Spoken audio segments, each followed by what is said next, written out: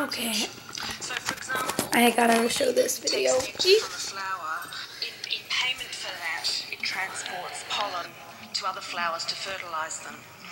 When an animal This girl leaves is a pile saying of that dung on is the arguing ground, why all the people bugs should come out from eat meat. underneath and take that and use that pile of dung. Have we really come so far that we've forgotten the most basic laws of nature? I'm arguing tonight that animals should remain on the menu on an ecological basis, and I refute the statement that they should be off the menu. Indeed, the opposite is true. Animals are a fundamental part of agricultural biodiversity and must remain on the menu for two prime reasons. Firstly, animals are a vital link in the global ecology and as such are inextricably linked with the environment and the future of our food. And secondly, because they serve many important social, cultural, as well as biological functions. Animal welfare and sentience, however, are not, I believe, at the centre of this debate. Ecology is, and we ignore that at our peril. Far from being the ecological vandals they're made out to be, they fulfil a number of ecological services. They work in biologically diverse ecosystems that have evolved over thousands of years of evolution and domestication in partnership with humans. And at the heart of this relationship is the building of soil. Bacteria live in that soil. In a single gram of soil, there are billions of bacteria, and there are an estimated 60,000 species alone. So Most of those are yet to be named. before she was talking Some of about those bacteria are nitrogen lovers. okay, before she was talking about she was like she said that the animals that we eat would go extinct if we did not eat them, which is, well, there's a couple reasons why that's weird. It's like, first of all, so like if they did go extinct,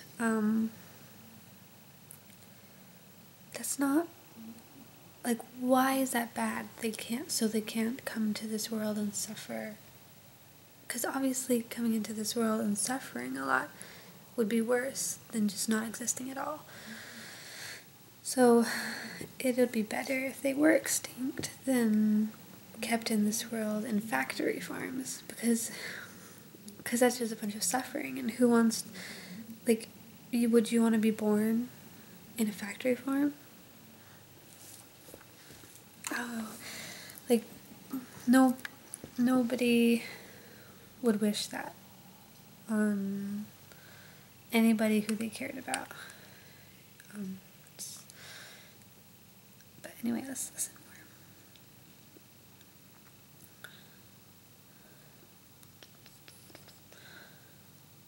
Lovers, and they take nitrogen from the air, from the atmosphere, and they make that available to plants. Nitrogen from the atmosphere that would otherwise be unavailable. I can't believe they're actually making an argument that it's good, factory farms are good, because there's so overwhelming evidence that they're not.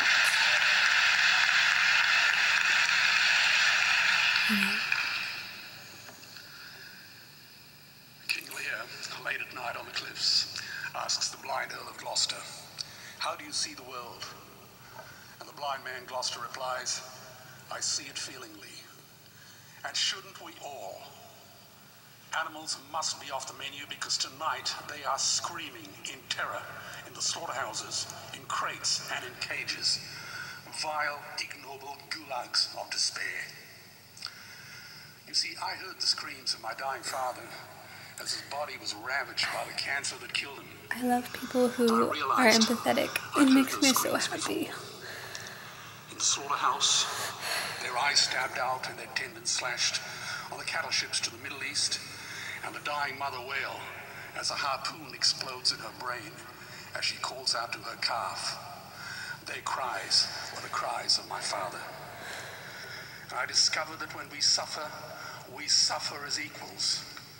And in their capacity to suffer, a dog is a pig, is a bear, is a boy. Me today is the new asbestos, more murderous than tobacco. CO2, methane and nitrous oxide from the livestock industry are killing our oceans with acidic, hypoxic dead zones. 90% of small fish are ground up into pellets to feed to livestock. Vegetarian cows today are the world's largest ocean predators. The oceans are dying in our time. By 2048, all our fisheries will be dead, the lungs and the arteries of the earth. Billions of bouncy little chicks are ground up alive simply because they are male. Only 100 billion people have ever lived. 7 billion people live today. And yet we torture and kill 2 billion sentient living beings every week. 10,000 entire species are wiped out every year because of the actions of one.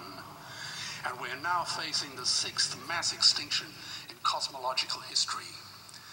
If any other organism did this, a biologist would call them a virus. It is a crime against humanity of unimaginable proportions. But happily, the world is changing. 10 years ago, Twitter was a bird sound. www was a stuck keyboard. Cloud was in the sky. 4G was a parking space. Google was a baby's burp. Skype was a typo. And Al-Qaeda was my plumber. Victor Hugo said there is nothing more powerful than an idea whose time has come. Well, animal rights today is now the greatest social justice issue since the abolition of slavery. Do you know there are over 600 million vegetarians in this world? And that is bigger than the United States, England, France, Germany, Spain, Italy, Canada, Australia, New Zealand, all put together. If we were one nation, we would be bigger than the 27 nations of the European Union. That's so awesome. Can you believe that? No, I and don't despite believe that. this massive demographic footprint, we are still drowned out by the raucous hunting, shooting, killing cartels who believe that violence is the answer when it should not even be a question. Meat kills animals, kills us, and is killing our economies. Medicare has already bankrupted the United States. They will need $8 trillion invested in treasury bills just to pay the interest, and they have precisely... I just want to say, I love people who are passionate about empathy, passionate about justice, passionate about making the world a better place.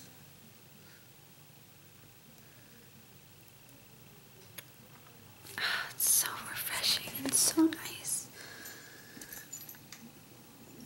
Zero. They could shut down every school, Army, Navy, Air Force, Homeland Security, Marines, CIA, and FBI, and they still will not have the money to pay their doctor bills. And our Cornell and Harvard say that the optimal amount of meat in a healthy human diet is precisely 0.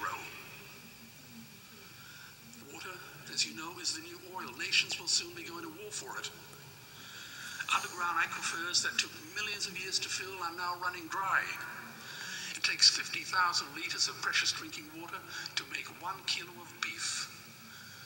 Today, 1 billion people are hungry. 20 million people will die from malnutrition.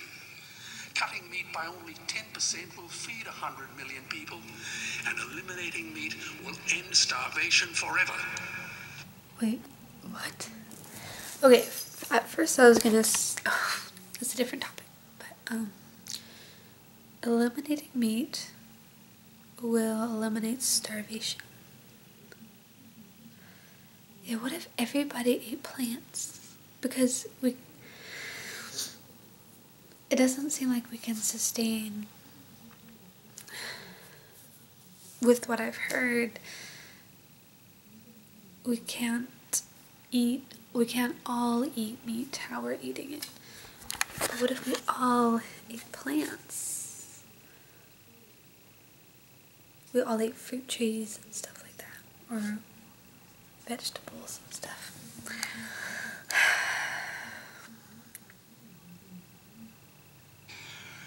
If everyone ate a Western diet, we would need 2 planet Earths to feed us. We've only got one, and she is dying.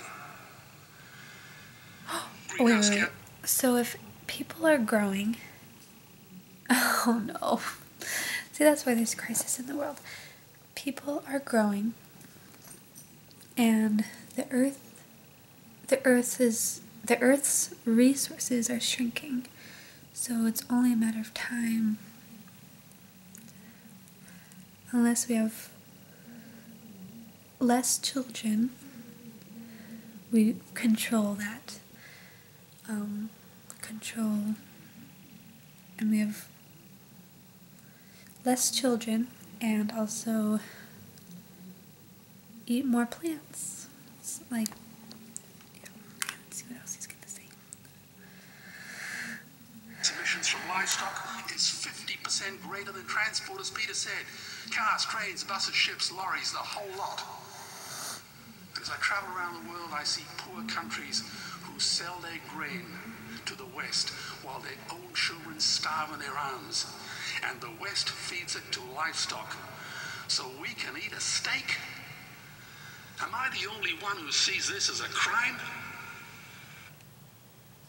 Oh, that's so bad. So people are starving, and we're sending grain to feed to the animals who's suffering anyway, to kill the animal. That's obviously bad, but there's money in it. Money, money, money. Oh, man, it's so crazy. So crazy.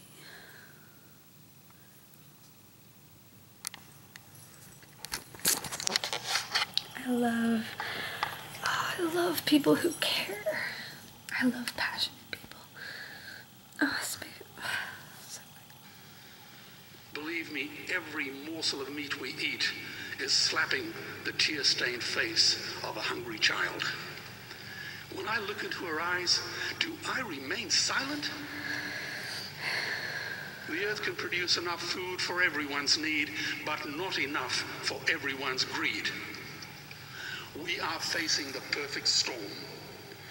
If any nation had developed weapons that could wreak such havoc on the planet, we would launch a preemptive military strike and bomb it back into the Bronze Age.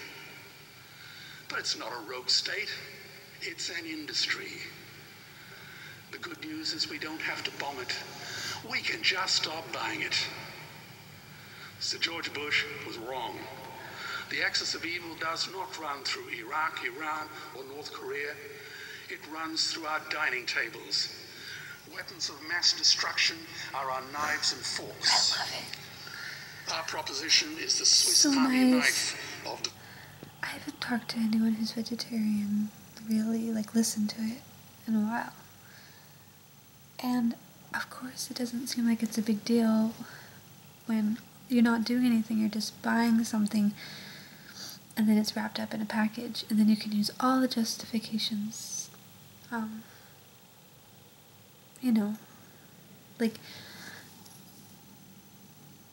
like we're supposed to eat meat and everything, but people don't realize that all the impacts of it and exactly how the animal was raised, because if they knew exactly how the animal was raised, they would, oh my gosh, if people had to raise the animals exactly how they did in slaughterhouses and kill them themselves and do all that stuff themselves, everybody would be vegetarian. There might be some people who would do all that, but they would be the ones that,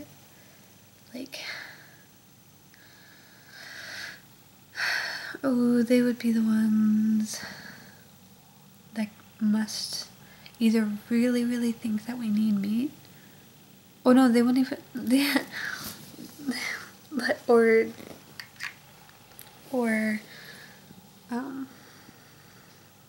enjoy pain, giving pain to animals, because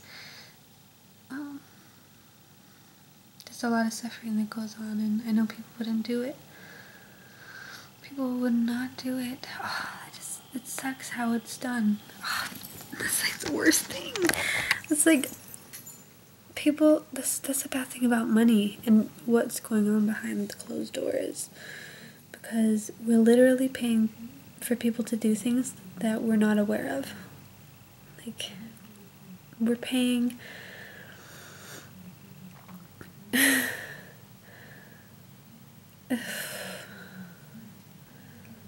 It's kind of like... Yeah.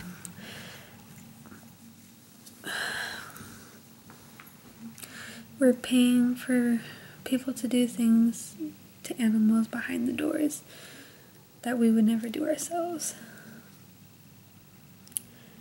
It's really, really bad. I hate these thumbs. I like them, but I want there to be justice.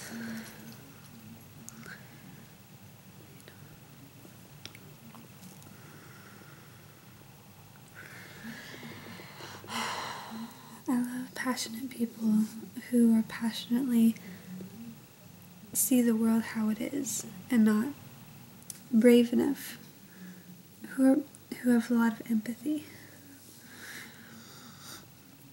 I really, really respect that, and it's really sexy to me. It's sexy and admirable and lovable. I'm very, like, they're my heroes. People who are passionately see the world that's what's going on around us and will speak out about it, like that guy.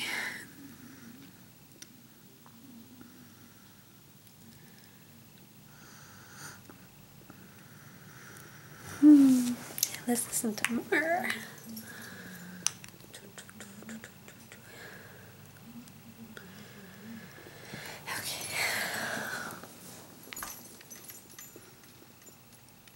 Knife of the future. It solves our environmental, water, human health problems and ends cruelty forever. The Stone Age didn't end because we ran out of stones. This cruel, disgusting industry will end because we run out of excuses. Meat is like the 1 and 2 cent coins. It costs more to make than it's worth. And I come from the bush. Farmers are the ones with the most to gain. Farming won't end, it will boom. Only the product line will change.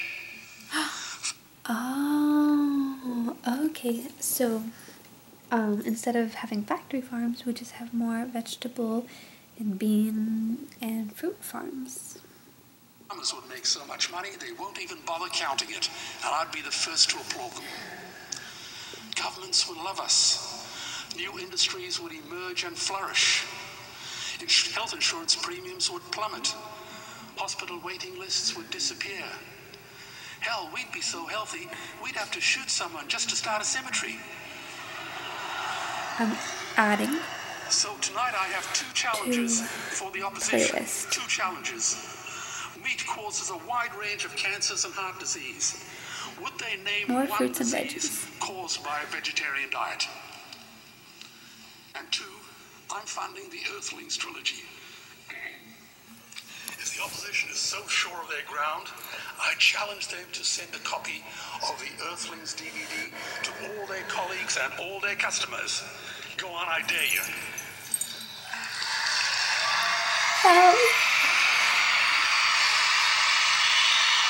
I love this guy. Animals are not just other species, they are other nations, and we murder them at our peril. Whoa, Yes, ma'am. I never thought of it like that. Oh, we're like for them, we're like the devil. Like they're like born in some kind of hell. Like that's what it's like for them, because these like long, skinny, bald things are like hurting them and keeping them in cages and all that stuff. They're other nations. Oh, it's so cute. We should protect, we should respect them. Is drawn on a menu. Peace is not just the absence of war, it is the presence of justice. Justice must be blind to race, color, religion, or species. If she's not blind, she will be a weapon of terror. And tonight, there is unimaginable terror in those ghastly Guantanamos we call factory farms or slaughterhouses. Believe me, if slaughterhouses had glass walls, we wouldn't be having this debate tonight. You see, I believe another world is possible. And on a quiet night, I can hear her breathing. Let's get animals off the menu and out of these torture chambers. Yes. Please vote tonight for those who have no voice. Thank you. Yeah. He's awesome. He's awesome.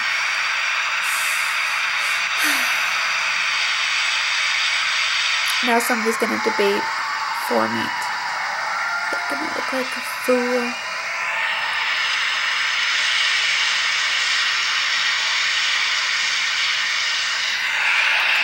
Bruce McGregor. Watch later playlist. Looking for a lot of people talking, a lot of vlogs. But being a St Kilda supporter doesn't really matter. There are two main points that I shall put against the proposition that animals should be off the menu. Let's see what he's gonna And say. these relate to human society and ecological sustainability. It's easy for us all to go and visit places where there are people who have animals on the menu, and if you're in any doubt, just pick up a Wheeler production called the Lonely Planet Guides.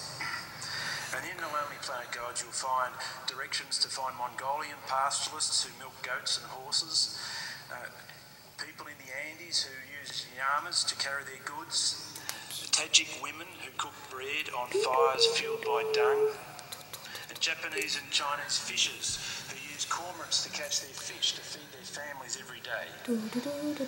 Arguing that animals should be off the menu threatens the food security and livelihood of at least 2 billion people. So, he's worried about the people. Speciesism. People can find other jobs. Okay, my thing.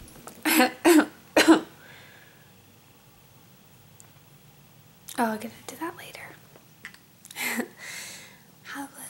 Have less kids. Very pro having less kids. That'll having less kids. Have less kids. Less kids. Population control. Yee. My baby's right there. I'm child free, and I'm not gonna have a kid. I'm not gonna have any kids, and I'm very happy with that. Ooh. In relation to human societies, there are 3 points which I wish to make. Firstly, taking animals from the menu will actually remove a vast amount of not only meat, but also milk and milk products such as yogurt and cheese, often essential items in the diets of vegetarians. You may ask, how... It's not essential. No. They say that people need the jobs, but if there was a profit in keeping 3-year-old children in a cage and cutting out their teeth and cutting off their balls and then slitting their throats and all that stuff, would you want them to continue doing it just because people would lose their jobs? No. And that species is up because those animals feel and suffer just as much as people do. So yeah.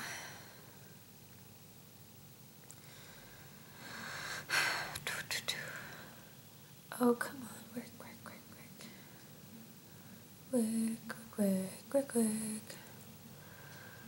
In terror, in the slaughterhouses, in crates and in cages. We're gonna skip and go right to the other vegetarian guy. Monde, Vue de Monde, the Royal Mail at Dunkeld, La la The Lake la la. House at Dalesford are among the finest that you will find anywhere. Jacques Raymond's latest vegetarian degustation menu has 9 courses that build in texture, richness, flavour and drama as each. Guess what? I got a job. I got the job that I wanted. And it's working as a room server at the Hyatt. And I get to, when they call for the food, I get to make the food. I have a cart and then I roll to the room and I get to put the food together, put all the little condiments together and make the bread, get some butter and salads and make smoothies and fun stuff like that. And then I get to push the cart to them. And I get paid pretty good money. And tips. So pretty good tips and exercise, and I like it. I'm happy that I work there, and I work. Oh, interesting. I hope I like it more. I hope I'll escalatingly like it, because yeah, I felt kind of exhausted working so much and learning everything, but I'm happy that I have the job. And so I gotta work there tomorrow. Ooh. Anyway, that was random. Okay, more of this.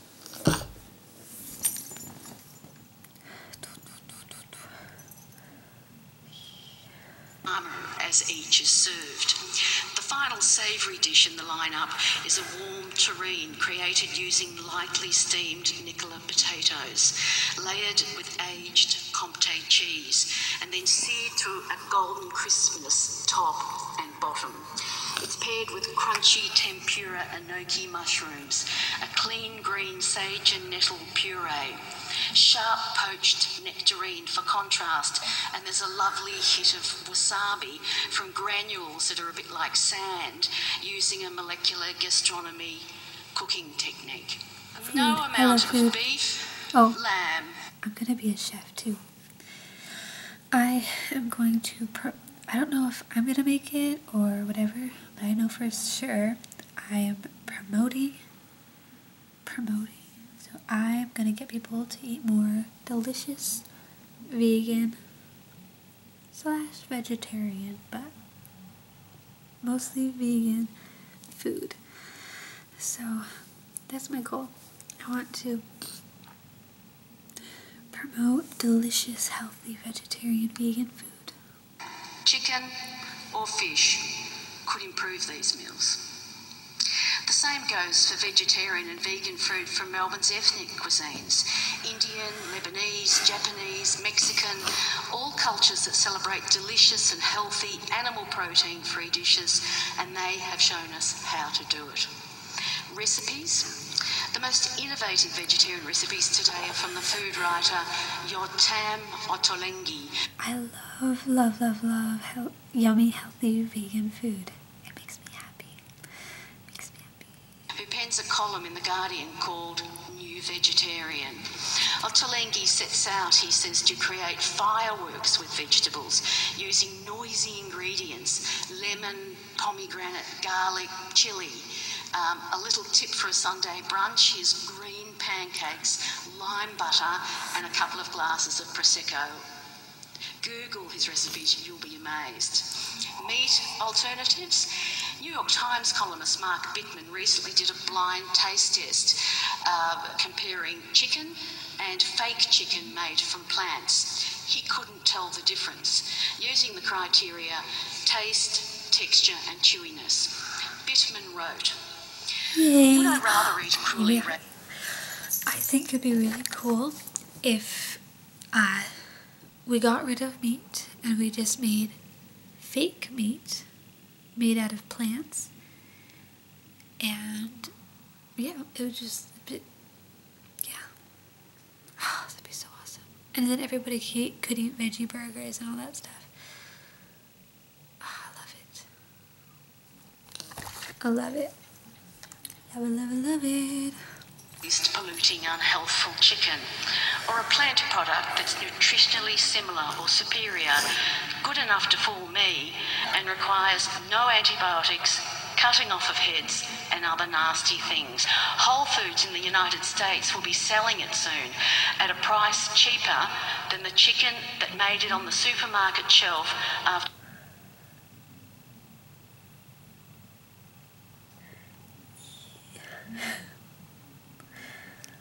Oh wait, no, keep going.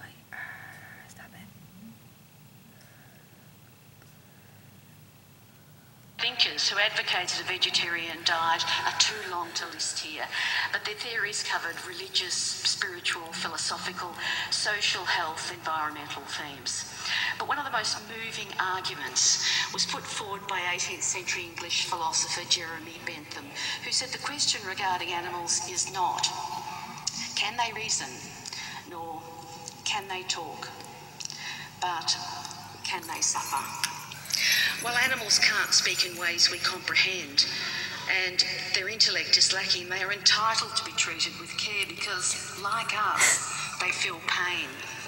The fact that they can't put their suffering into words is no excuse for ignoring. I love being vegan. I love being vegetarian vegan. I love it. In fact, it puts a higher responsibility on we supposedly enlightened humans to identify their screams and help them. And of course, the modern landmark book raising awareness of animal rights, especially farm animals, Peter Singer's Animal Liberation in 1975. All these advanced thinkers, and yet the plight of animals for food hasn't improved much. Food production methods in the Western world, used since the 1950s, driven by a demand for ever cheaper food, are not only damaging our health and the environment, they have led to the inhumane, intensive farming of animals. Bruce and Fiona have mentioned the Mongolians and Chinese who do use meat in their daily lives. But in fact, we are defending that animals should be off the menu here. We have the choices. Some people don't. And too many people nowadays have been lulled into a sense of complacency by the thought that animals are slaughtered humanely, presumably then, therefore, removing any possible humanitarian objection to the eating of meat. Unfortunately, nothing could be further from the facts, as we have all seen in recent shocking footage, including an Australian abattoir. There is no such thing as humane slaughter, and there is a glaring double standard between the way we treat our pets with care and respect. I think there can be a way of humane slaughter. If you're gonna do something like that, I think it would be letting them live their natural life how they would want to live, like outside, walking around in the sun, eating what they're supposed to eat, and then like killing them instantly without their knowledge, like while they're sleeping. And then that, I'm like, sure, because I'm not like that. That's debatable, but my standpoint and opinion is about the suffering. So if you take an animal out of this life while it's sleeping with no pain, only if they had children. Like if the cow had children, then obviously the children would suffer, and then I'm against that. But yeah. So let's listen more.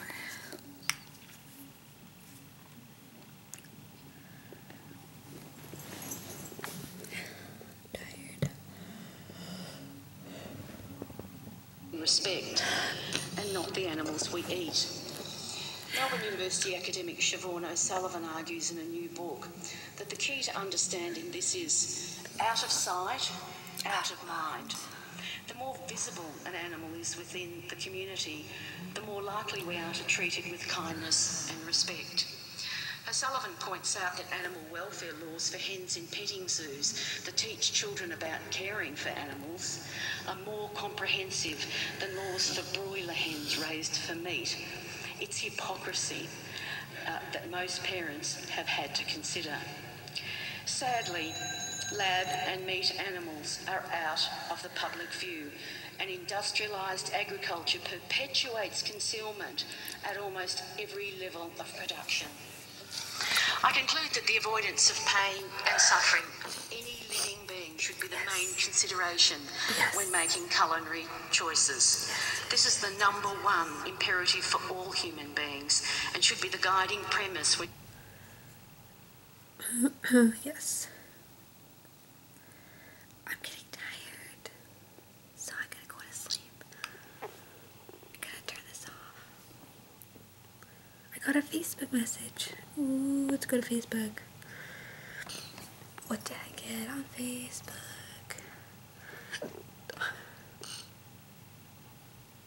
My nose itches.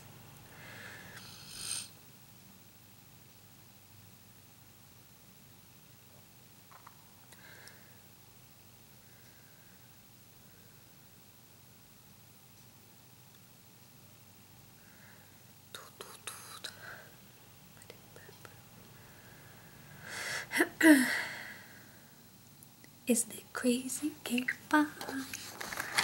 Easy buy.